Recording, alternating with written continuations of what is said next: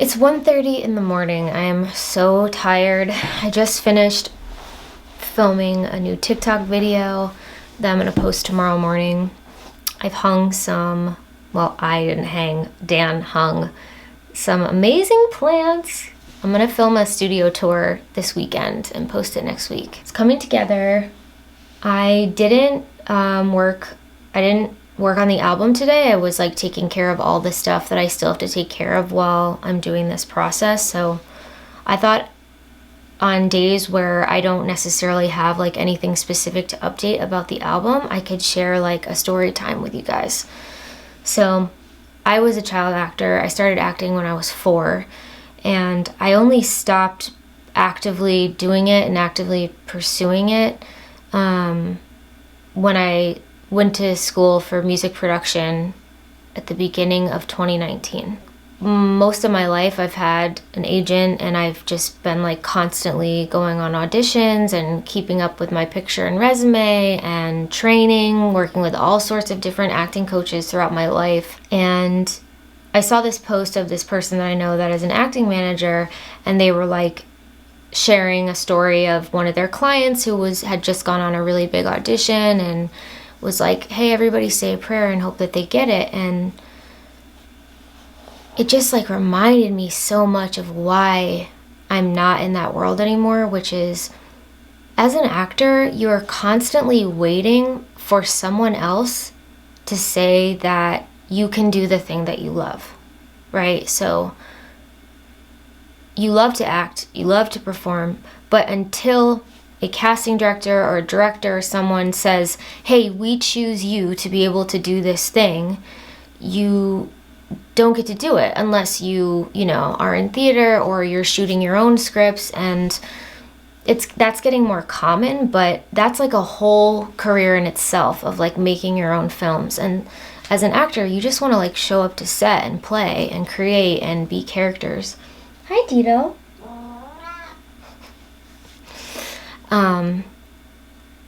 And it's such a weird thing because as an actor, a lot of times, I mean like 90% of the time, you are going in to audition for made up people, And so it's your interpretation of a character in a script.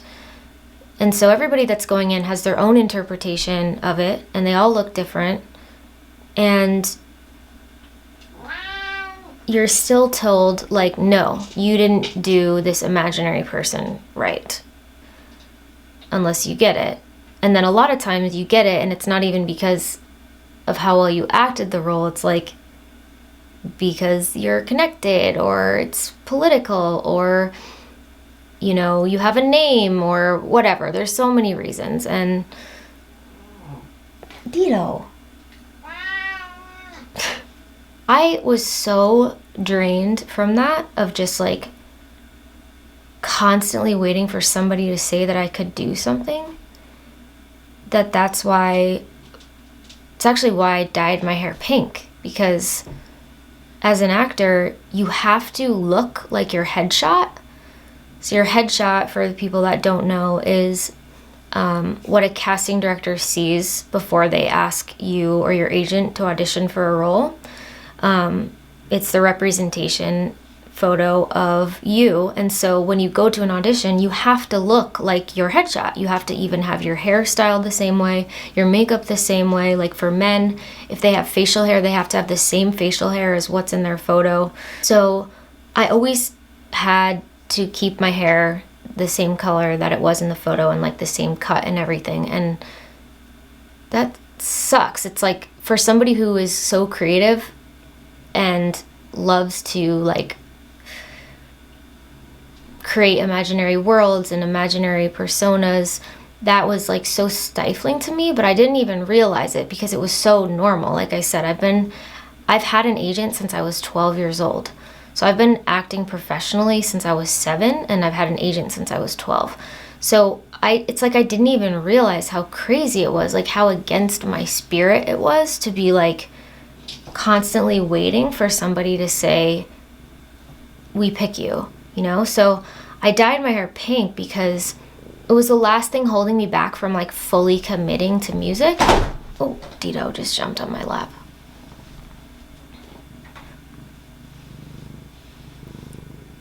Say hi.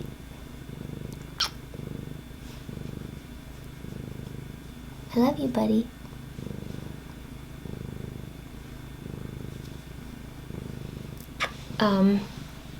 Like in my heart of hearts, I feel personally that I can't be the best for my personal best at something unless I'm giving everything that I got to it. So I dyed my hair pink because I knew that it would make my headshots basically null and void. This was a long-winded way of saying how tonight I was reminded that I'm so grateful to just be like out here on my own, just like doing the damn thing for myself, because now when I want to do something, I do it. Like if I want to write a song, I write a song and I put it out. I don't have to write a song and then, even for some artists, like then send it to my label and be like, hey, could we release this song? Like you hear horror stories of artists that have albums shelved. And as an independent artist right now, like I could come up with something tonight and release it tomorrow on YouTube.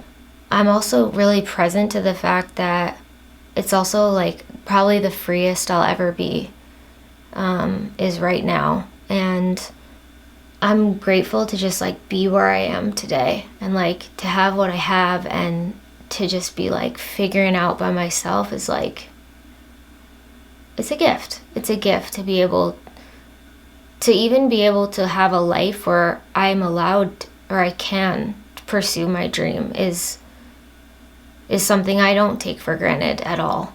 And I recognize that there's other people that have, you know, sick parents or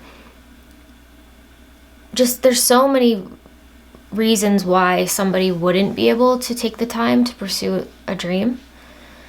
So I'm just like I'm really grateful. So sorry to make it sappy, but I'm a sappy girl. Maybe that will be the title to a track on my album. Just kidding. All right. Good night, guys.